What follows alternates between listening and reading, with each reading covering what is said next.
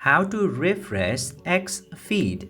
Now, in order to refresh your Twitter account feed, you just simply need to open the Twitter application, then you can see the home page for you. This is also known as Twitter feed or X feed.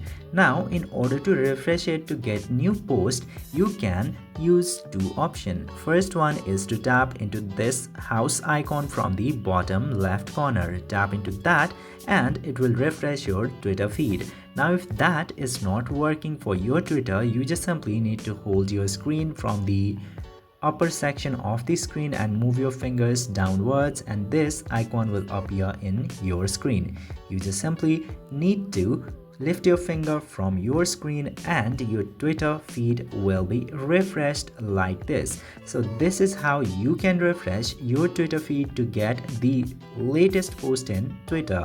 I hope this video was informative. If yes, don't forget to hit that subscribe button.